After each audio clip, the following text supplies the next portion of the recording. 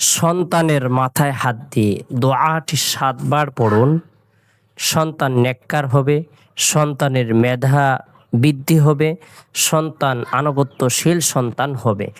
আপনার কথায় চলবে, আপনার কথা অনুযায়ী সে জীবনযাপন করার জন্য চেষ্টা করবে।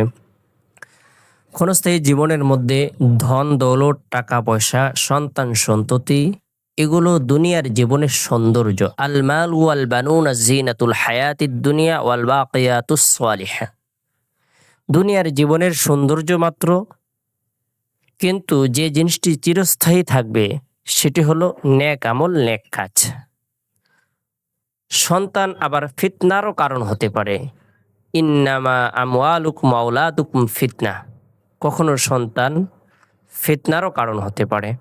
তাই সন্তান আল্লাহ তাআলার পক্ষ থেকে বিশেষ একটি নিয়ামত। এই নিয়ামতটি আমরা যারা পেয়েছি সেই নিয়ামতের শুকরিয়া আদায় করব। সন্তান যেন আনুগত্যশীল সন্তান হয়, আল্লাহ তাআলার হুকুম পালন করে, রাসূলের সুন্নাহ অনুযায়ী চলে। এই সন্তান যেন গুনাহের প্রতি ধাবিত না হয়, নেশাগ্রস্ত না হয়, সে যেন দিনদার পরহেজগার হয়। তাহলে এই সন্তান আমার জন্য চক্ষু শীতল সন্তান হবে। কুররাতু আ'ইউনি ওয়াজআলনা লিল মুত্তাকিনা ইমামা। এমন সন্তান হবে যে সন্তানকে দেখার পরে অন্তর শীতল হবে, চক্ষু শীতল হবে। সুবহানাল্লাহ। তাই আমরা সন্তানের জন্য বরকতপূর্ণ দোয়া করব। দোয়ার উছিলে আল্লাহ তাআলা সন্তানকে আনুগত্যশীল সন্তান বানিয়ে দিবেন। আমাদের সন্তান যেন অবাধ্য না হয়, সে যেন বাধ্য হয়। সন্তান যদি অবাধ্য হয়ে যায়, নেশাগ্রস্ত হয়ে যায়, বিপদের কারণ হয়ে যায়, সে যেন নানান ধরনের অপকর্মের মধ্যে লিপ্ত না হয়ে পড়ে, সেজন্য সন্তানের জন্য আল্লাহ তাআলা আপনাকে আমাকে দোয়া শিক্ষা দিয়েছেন।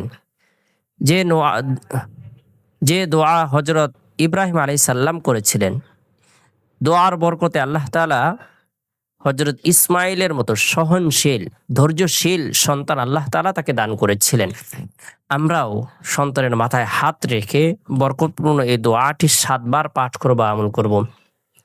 অবশ্যই দোয়াটি আমল করার পূর্বে গুনাহ মাফের উদ্দেশ্যে তওবার নিয়তে 7 বার ইস্তিগফারের আমল করে নেব। আস্তাগফিরুল্লাহ রাব্বি মিন কুল্লি যামবি ওয়া আতুবু ইলাইহি, আস্তাগফিরুল্লাহ রাব্বি মিন কুল্লি যামবি ওয়া আতুবু ইলাইহি। 7 বার ছোট্ট দুরূদের আমল করব সাল্লাল্লাহু আলাইহি ওয়াসাল্লাম। এরপরে এভাবে সন্তানের মাথায় ডান হাত রেখে আল্লাহ তাআলার দরবারে দোয়া করব, রব্বি হাবলি মিনাস সালিহিন, রব্বি হাবলি মিনাস সালিহিন। 7 বার পাঠ করব, দোয়া করব। আল্লাহ তাআলা এই দোয়ার বরকতে সন্তানকে দিনদার বানিয়ে দিবেন, পরহেজগার বানিয়ে দিবেন, মুত্তাকি বানিয়ে দিবেন, আনুগত্যশীল সন্তান বানিয়ে দিবেন, সহনশীল সন্তান বানিয়ে দিবেন, ধৈর্যশীল সন্তান বানিয়ে দিবেন। তার মেধা শক্তিকে আল্লাহ তাআলা বৃদ্ধি করে দিবেন। আল্লাহ পাক